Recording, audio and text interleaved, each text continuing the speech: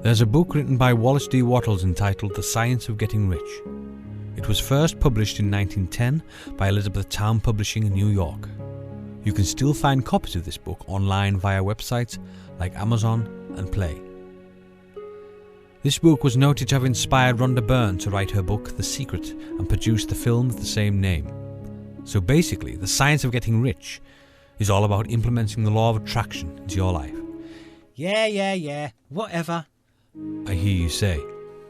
But please bear with me, because this is an ever-increasing movement, and for the people who do follow this law to the letter, live wonderful and inspiring lives, and likewise inspire others to follow this law too.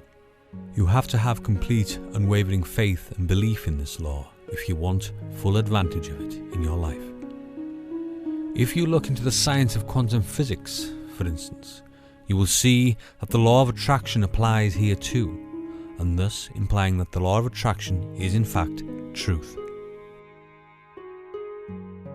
Let me put it as plain and as clear as I can. Everything on this planet and in the universe, and that includes you and I, are made of the same substance, matter, which consists of various atoms. There is no such thing as empty space. Matter is all around us and it fills all seemingly empty space. Even in a vacuum, scientists have noticed atoms appearing, disappearing and reappearing from nowhere. I won't go any deeper into quantum physics because it's such a vast subject, but a very interesting one.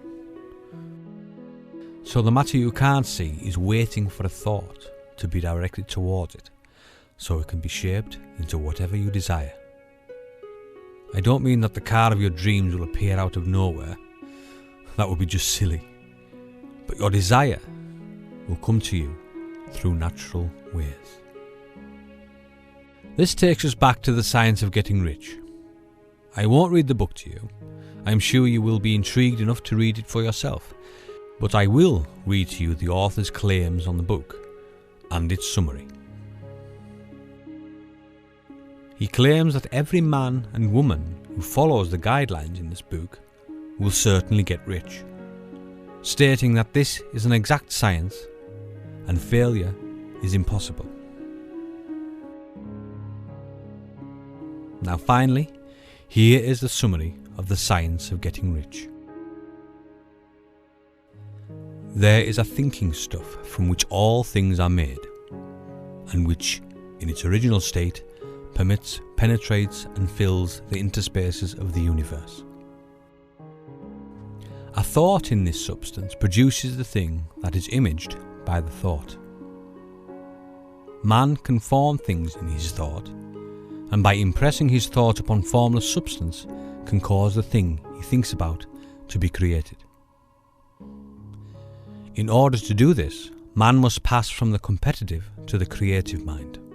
Otherwise, he cannot be in harmony with formless intelligence, which is always creative and never competitive in spirit. Man may come into full harmony with the formless substance by entertaining a lively and sincere gratitude for the blessings it bestows upon him. Gratitude unifies the mind of man with the intelligence of substance, so that man's thoughts are received by the formless. Man can remain upon the creative plane only by uniting himself with the formless intelligence through a deep and continuous feeling of gratitude.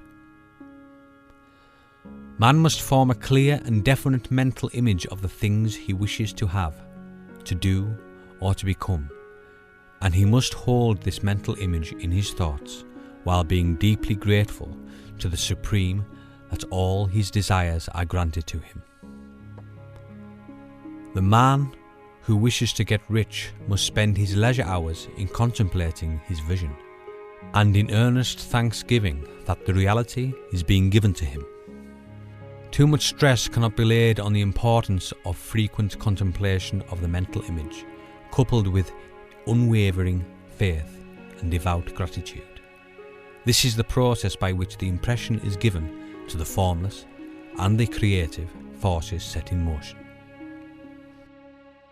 The creative energy works through the established channels of natural growth and of the industrial and social order. All that is included in his mental image will surely be brought to the man who follows the instructions given above, and whose faith does not waver. What he wants will come to him through the ways of established trade and commerce. In order to receive his own when it shall come to him, man must be active, and this activity can only consist in more than filling his present place.